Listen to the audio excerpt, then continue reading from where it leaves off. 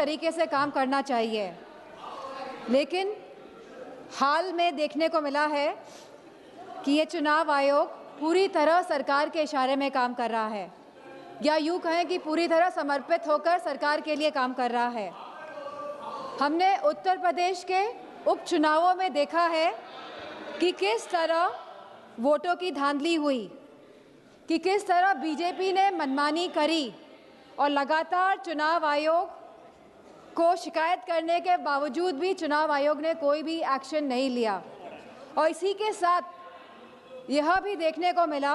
कि पुलिस खुद सादे कपड़े पहनकर वोट डालती नजर आई बूथ के अंदर, लेकिन चुनाव आयोग ने कोई भी अधिकारियों के खिलाफ कार्रवाई नहीं करी। सीसी फुटेज की जब मांग करी गई चुनाव आयोग से, तो चुनाव आयोग ने सीसी फुटेज तो नहीं दिए।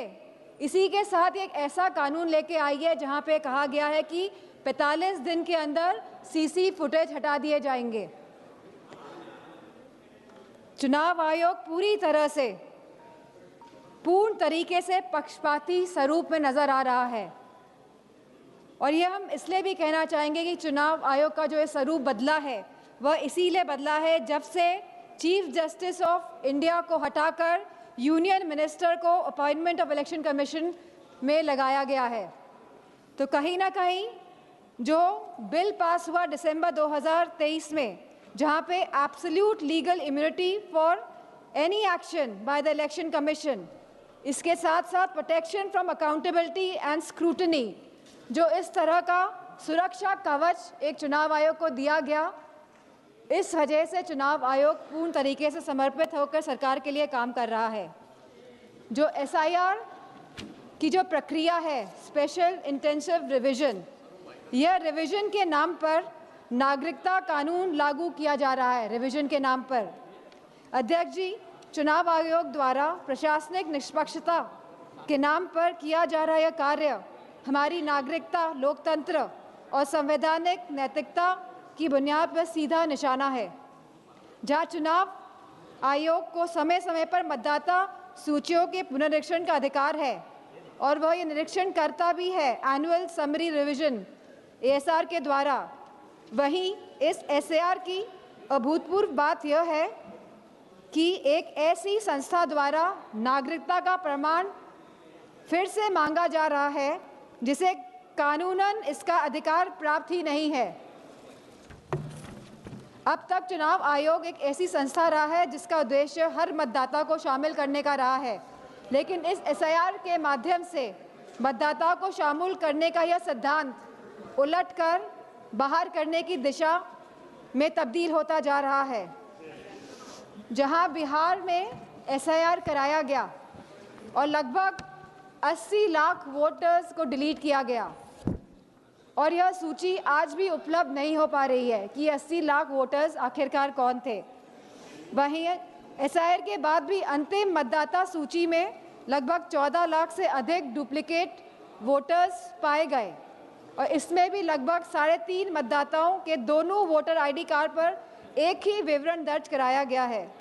अब ये SIR की प्रक्रिया उत्तर प्रदेश में भी चल रही है, जहां BLO को कोई भी प्रशिक्षण नहीं दिया गया है, जहां लगभग 10 से ज़्यादा BLO ने काम के बोझ की वजह से आत्महत्या करी है, और वेस्ट बंगाल में भी लगभग 20 BLO ने आत्महत्या करी है। तो कहीं ना कहीं जहां इन BLO को प्रशिक्षण नहीं दिया जा रहा है और जिस तरह से ये SIR की प्रक्रिया को अंजाम दिया जा रहा है, कहीं ना कहीं ये वोट काटने वाली प्रक्रिया साबित होती जा रही है। तो हमारी मांग है कि जिस तरह सत्ता पक्ष के लोग कहते हैं कि हम बिहार का चुनाव जीते, तो अगर आप वाकई में चुनाव लड़ रहे हैं और जीत रहे हैं, तो हमारी ये मांग है कि आप CGI को वापस अपॉइंटमेंट कमेटी में इंडक्ट करें, और जो आपने सुरक्षा कवच इलेक्शन कमीशन को दिया हुआ है, आप इस सुरक्षा कवच को भी हटाएं। और इसी के साथ समाजवादी पार्टी की यह मांग है कि बैलेट पेपर के माध्यम से ही चुनाव इस देश में कराया जाए। और जिस तरह के मॉनेटरी बेनिफिट्स जब चुनाव किसी राज्य में चल रहा है आप बैंक खातों में पहुंचा रहे हैं, तो मेरा यह मानना है कि कहीं ना कहीं ये वोट जो लोग डाल रहे हैं वोट डालने में भी इसका इफेक्ट होता है, तो इसे बंद करा जाए। इन्हीं शब्दों के साथ मैं ये बात भी कहना चाहूँगी कि ये जो नागरिकता कानून है, जो ये SIR जो ये लाया जा रहा है, इसे हटाया जाए जिससे कि सही मायनों में लोगों के वोटों का अधिकार सुरक्षित रह सके। धन्यवाद। माननीय श्री सेल्व गणपति।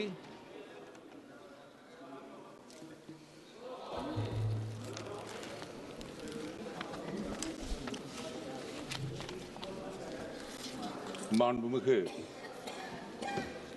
பேரவை மாற்றுத் தலைவர் அவர்களுக்கு என்னுடைய நன்றியை தெரிவித்து